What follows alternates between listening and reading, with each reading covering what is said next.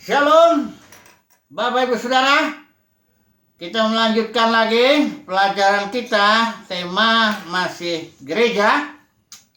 Ini sudah yang keempat dan kita masih menyambung tentang simbol gereja di dalam kitab Perjanjian Lama. Kali ini kita akan bahas mengenai Zipora, istri Musa, dan juga tentang Israel sebagai suatu bangsa. Ini juga Israel menjadi suatu tipe atau simbol daripada gereja sebagai umat pilihan Tuhan. Kita tahu bahwa Adam itu adalah simbol Kristus dan Hawa itu simbol gereja, ya. Jadi, tapi ini setiap perempuan ini dalam kitab Perjanjian Lama memiliki simbol gereja, tapi dia hanya mengungkapkan suatu aspek tertentu saja dari gereja. Misalnya Hawa itu sebagai gereja dia berasal dari Adam, maka kita sebagai gereja juga harus berasal dari Kristus. Kita lahir dari hidup Kristus. Baik, mari kita langsung masuk saja mengenai Musa ini, ya.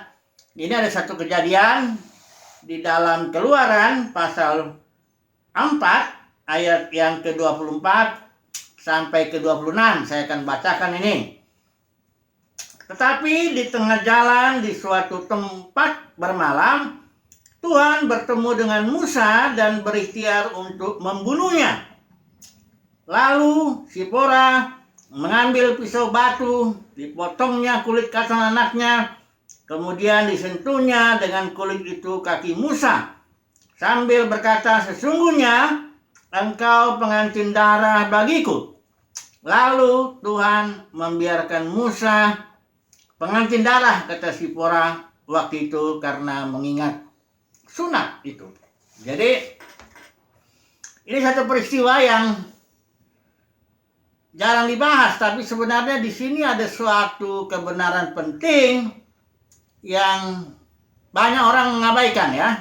Jadi di sini di tengah jalan katanya tiba-tiba Tuhan bertemu dengan Musa, berikhtiar membunuhnya.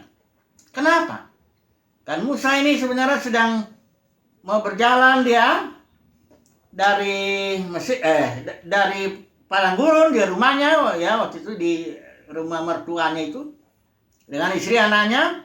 Dia mau ke Mesir untuk membawa Israel keluar dari Mesir menuju tanah perjanjian. Nah, Musa ini seorang yang sangat-sangat spesial dalam Perjanjian Lama. Mengapa? Karena Musa ini sebagai pengantara perjanjian. Ketika Yahweh berjanji dengan Israel, pengantaranya Musa, ya. Sama seperti Yesus sebagai seorang yang diutus. Ketika El Elyon mau mengadakan perjanjian dengan umat percaya, umat pilihan Tuhan, Yesus pengantaranya. Jadi posisi Musa dengan Yesus ini sama, ya, sebagai pengantara perjanjian. Kalau Nuh, Tuhan memang berjanji kepada Nuh dan keturunannya, tapi Nuh bukan pengantara. Demikian juga Abraham. Tuhan berjanji kepada Abraham, tapi Abraham bukan pengantara. Ya. Jadi posisi Musa ini dalam perjanjian itu sangat-sangat unik sekali. Ya. Makanya di Israel itu pemimpin, ya, yang nomor satu ya Musa lah, ya. Jadi di sini kita melihat Tuhan mau bunuh Musa, tapi setelah itu tidak jadi. Ya, lalu Tuhan, ayat 26, lalu Tuhan membiarkan Musa. Kenapa? Karena ini Zipora melakukan satu tindakan yang mengingat sunat. Nah, jadi dia potong anaknya dan suntuk kaki Musa, dia jadi mengingat akan itu ada perjanjian sunat, ya. Di sini kita melihat bahwa Musa mengabaikan perjanjian sunat itu, ya. Sebabnya Tuhan berencana, berikhtiar untuk membunuh Musa. Karena Musa ini tahu di sini sebagai pengantara perjanjian antara Yahweh dan Israel, dia seharusnya tidak mengabaikan perjanjian sunat itu. Perjanjian sunat itu perjanjian antara Abraham dengan El Shaddai. Ya, perjanjiannya tandanya sunat. Kalau di sini nanti Yahweh dengan bangsa Israel, perjanjian tandanya itu Sabat, ya. Jadi Musa sebagai seorang yang akan menjadi perantara perjanjian ini, tidak boleh dia mengabaikan ini. Karena Abraham kan juga, Musa itu kan keturunan Abraham. Jadi masih terikat dengan suatu perjanjian sunat. Inilah dia tindakan Zipora menyelamatkan nyawa Musa. Ketika Musa mengabaikan perjanjian sunat, maka Zipora melakukan tindakan sedemikian sehingga Musa selamat. Nah, apa pelajarannya ini bagi kita? Kita tahu bahwa kalau Musa itu simbol Kristus, maka Zipora itu simbol gereja. Gereja seharusnya tidak boleh melupakan perjanjian. Nah, ini. Karena Tuhan kita itu adalah Tuhan perjanjian. Jadi kalau orang mengabaikan perjanjian yang sudah diikat, disahkan, nah ini suatu pelanggaran ya. Suatu pelanggaran. Jadi Zipora sebagai gereja mengingatkan kepada Musa jangan melupakan perjanjian. Nah, mari kita terapkan dulu, langsung kita aplikasikan ya. Nah, untuk saat ini, bagaimana ini? Intinya begini, gereja jangan melupakan perjanjian. Apa perjanjian gereja ini sih sebenarnya? Nah, ini yang kadang-kadang gereja ini malah ngambil perjanjian yang bukan perjanjiannya. Gereja maksud saya yang sekarang ini. Karena gereja ini adalah seperti yang saya bilang tadi, itu adalah perjanjian antara El Elyon, the Most High God, ya, yang memiliki otoritas di atas segala sesuatu. Makanya Yesus sebagai warisnya yang peranaknya itu, dia bilang segala otoritas sudah diberikan kepadaku. Gereja juga akan diberikan otoritas, ya. Karena Yesus itu raja dari segala raja, gereja itu raja-raja, memiliki otoritas. Kita otoritas untuk menghakimi, untuk melayani, untuk memulihkan segala sesuatu nanti. Jadi gereja ini terikat dengan suatu perjanjian yang kita sebut di sini perjanjian baru. Bukan suatu perjanjian yang diikat oleh Yahweh dengan Israel sebagai di mana Musa perantaranya. Ya. Perjanjian ini ya enggak saya sebut dulu. Ini ada di Keluaran 19 sampai 20. Intinya Yahweh bilang engkau akan menjadi umat kesayangan, bangsa yang kudus, imamat rajani, ya. Barulah dikasih peraturan-peraturan, ya. Baik itu peraturan mengenai ibadah, ya, mengenai hidup sehari-hari, macam-macam. Orang Yahudi, rabinya itu membuat 613 peraturan itu. Jangan dibawa peraturan itu ke gereja. Karena ini beda perjanjiannya. Gereja mesti mengingat perjanjiannya apa. Nah, mari kita baca. Ini adanya sebenarnya ada di di Yeremia 31. Itu perjanjiannya.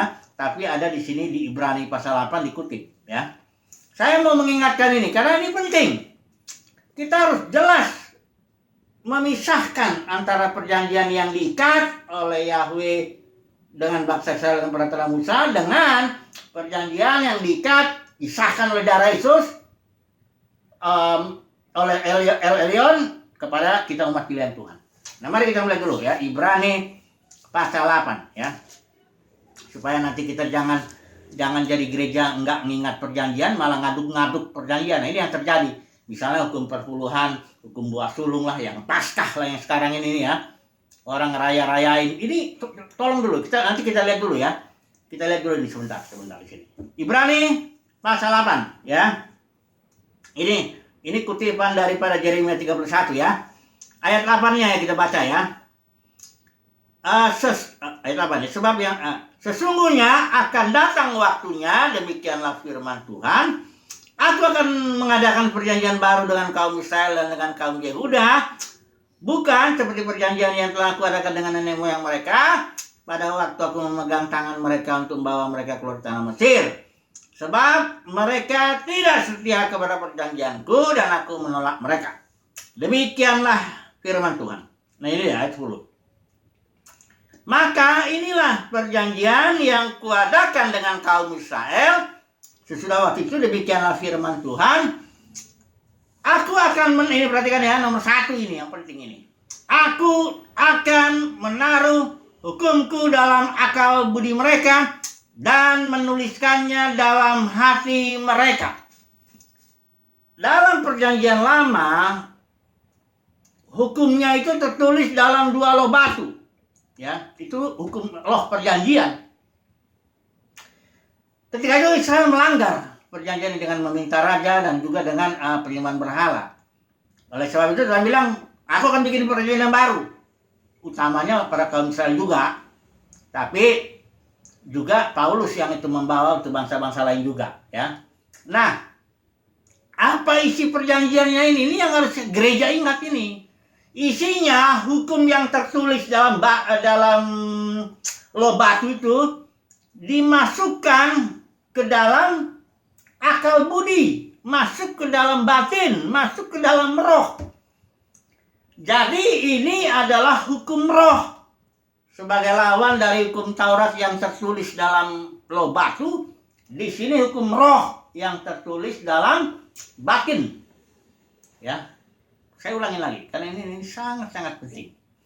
Perjanjian lama itu suatu perjanjian yang diikat antara Yahweh dengan bangsa Israel, di mana Musa perantaranya dan peraturannya itu tertulis dalam 2 loh batu. Tapi ingat ya, itu bukan artinya nggak ada kasih karunia, jangan salah ya.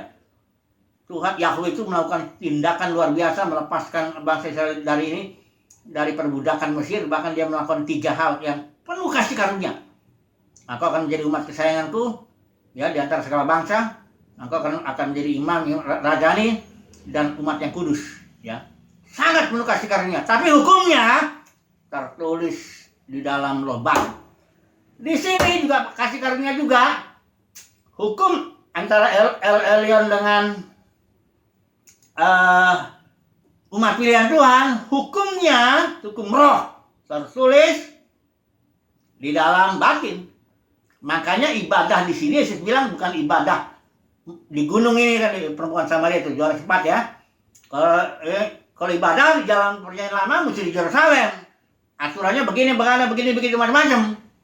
Kalau di sini tidak ada lagi. Ini ibadahnya sudah dalam roh, dan kebenaran artinya ibadah itu mengikuti pimpinan roh di dalam batin. Itu ibadah. Di dalam perjanjian baru. Jangan dibawa-bawa hukum ini. Hukum perpuluhan, hukum buah sulung, mengenai Paskah. Paskah itu sudah digenapi. Bagaimana menggenapi Paskah itu? Waktu Yesus masih bangkit naik ke surga. Waktu Yesus bangkit, dia meniupkan rohnya ke dalam batin murid-muridnya. Itulah penggenapan Paskah. Yohanes itu. Baru lagi Pentakosta, penggenapannya ada lagi. Roh juga mencurahkan sehingga murid-murid memiliki power untuk bersaksi. Tabernakel roh juga yang tidak terbatas. Jadi selalu roh, karena di sini nggak lagi ini simbol Paskah, Pentakosta. Gereja nggak perlu merayakan ini. Karena di malam terakhir itu Yesus itu melakukan dua perayaan. Perayaan Paskah karena dia orang Yahudi, tapi karena dia ada realitanya, dia adalah domba Paskah, dia bilang inilah perayaan perjamuan kudus yang saya banyak. Inilah cawan, inilah darahku, ini roti itu tubuhku. Jadi kita nggak merayakan Paskah lagi, tapi kita merayakan perjamuan kudus untuk mengingat Yesus itu sebagai domba Paskah kita. Nah, gereja saat ini nggak ingat perjanjiannya. Dibawa-bawalah apa yang bukan perjanjiannya.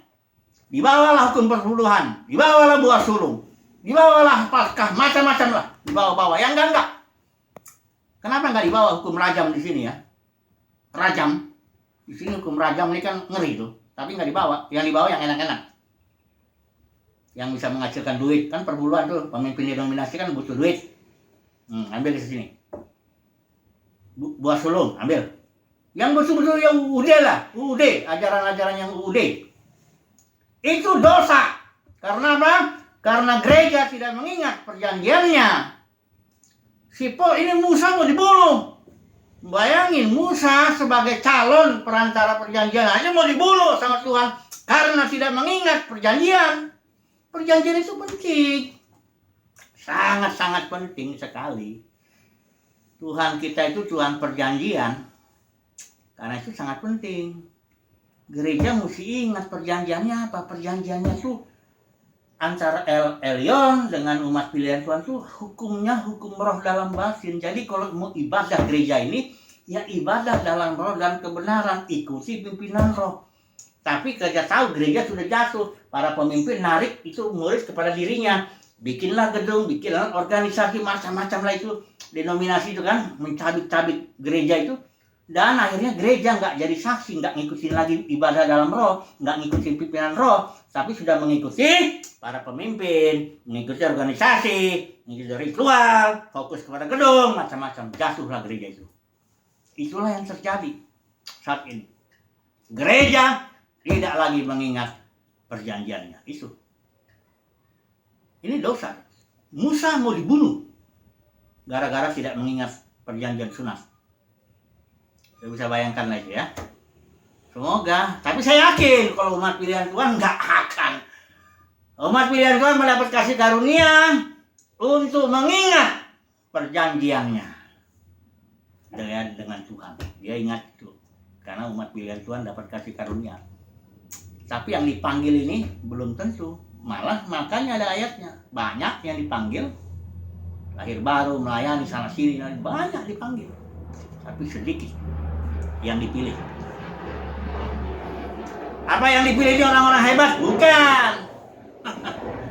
Orang-orang yang dipilih ini apa orang-orang hebat dalam dunia kekristenan? Bukan. Karena orang-orang dalam dunia kekristenan inilah yang membuat menarik murid-murid kepada dirinya. Hebat mereka. Ya, punya karunia, punya pengetahuan, ya. Hebat, tarik. Ada yang bisa narik puluhan ribu bahkan ya.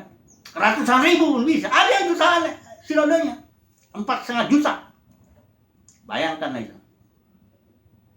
Jadi para pemenang itu umat pilihan Tuhan sedikit. Dia bukan lagi orang-orang yang sederhana nih, yang enggak ambil bagian lah dalam kejatuhan dunia kekristenan lah. Nanti kita akan masuk ke situ. Jadi sekali lagi pelajarannya dari Zipora, gereja harus mengingat perjanjiannya. Saudara dan saya sebagai gereja, kita terikat dengan perjanjian kepada El Elyon. Hukumnya roh, hukum roh dalam batin. Artinya ikutin aja pimpinan roh. Cara mengikutinya ini roh memakai Alkitab, roh juga memakai lingkungan sekitar, roh memakai suara-suara dalam batin. Ikutin aja. Gak perlu pergi ke sana di gunung ini, di gedung itu organisasinya, nggak perlu. Itu mah zaman dulu tuh perempuan Samaria memang konsepnya begitu. Tapi Yesus bilang sekarang enggak gitu. Tapi umat pilihan Tuhan, ini saya ngomong untuk umat pilihan Tuhan kok. Ngerti umat pilihan Tuhan ini, nggak perlu diajar ya. Umat pilihan Tuhan itu ada urapan dalam batinnya, nggak perlu diajar, dia udah tahu dia. Oke, ini yang pertama. Yang kedua, saya mau bicara tentang Israel, ya. Israel ini, wah, ini kita cepat aja nih ya. Israel ini sebagai simbol daripada gereja. Nah, gereja juga umat pilihan Tuhan.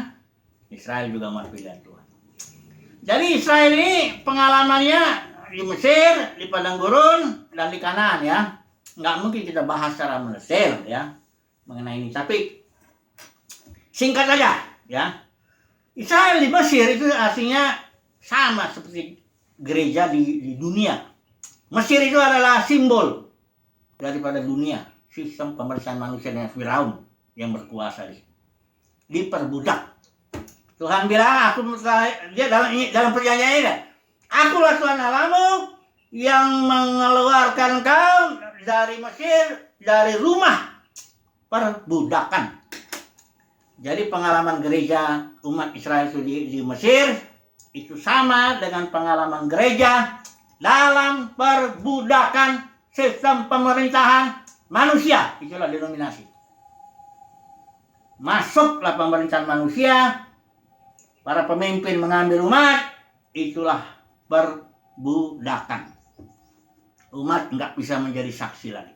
Umat nggak bisa lagi ngikutin pimpinan roh, terpaksa mengikuti pimpinan pemimpin. Dan tapi umat ini merasa itulah ibadah. Karena di sini juga ada kenikmatan di Mesir. Makanya kenapa orang Israel di padang gurun mau balik-balik terus ke Mesir? Karena di Mesir ada bawang pre, ada semangka, ada daging, macam-macam, ada kenikmatan. Di sini juga gereja diperbudak oleh sistem pemerintahan manusia, ada kenikmatannya. Ada kenikmatannya karena di sini kan pemerintahan manusia ini kan untung juga, dagangnya lah, yang ininya lah, yang ada kemuliaan manusia, ada duitnya juga. Itu yang membuat umat Tuhan gak mau keluar atau apa ya. Ya, di Mesir juga ada kenikmatan kok. Walaupun diperbudak. Ya. Inilah dia. Saya masuklah gereja ke padang gurun. Nah, di sini satu pengalaman di mana di sini ada ikat perjanjian, satu pengalaman pembentukan Tuhan. Disiplin. Padang gurun selalu simbol daripada disiplin. Nah, di sinilah gereja rontok banyak ya. Yang dipanggil Tuhan tuh rontok. Hanya yang dipilih Yosua, keluarga Kaleb kalau di dalam kasus di sini pun gereja ketika didisiplin, nah, mulai bersungut-sungut, protes sana, protes sini. Karena konsepnya gereja itu ya kalau diberkati Tuhan ya nggak ada masalah, lancar semua ya, bisnis lancar, rumah tangga nggak ada masalah, anak-anak semua baik, nggak ada penyakit. Nah, itu konsep. Nah, itu diajarkan oleh para pemimpin denominasi. Padahal ikut Tuhan ini harus ada disiplin. Makanya umat yang dipanggil ya banyak bersungut-sungut, protes sana, kenapa Tuhan begini, saya ikut Tuhan. Tapi umat pilihan Tuhan akan menjadi seperti Yosua dan Kaleb, sabar ya, tekun ya, percaya tetap ya bahwa di sana ada warisan. Langsung aja masuk ke Kanaan ya. Gereja dalam Kanaan ya perang ya untuk merebut tanah perjanjian. Ini bahaya di sini. Ini saya baca ya. Kawin campur ya, ini di Hakim-Hakim. Enggak usah dibaca lah. Pokoknya pendeknya Israel nggak mau perang. Nggak mau perang dia. Dia maunya kawin campur aja lah, ikut-ikut apa ya, supaya karena nggak ada orang yang suka perang. Nggak ada orang yang suka. Makanya Yesus bilang, aku datang bukan bawa damai.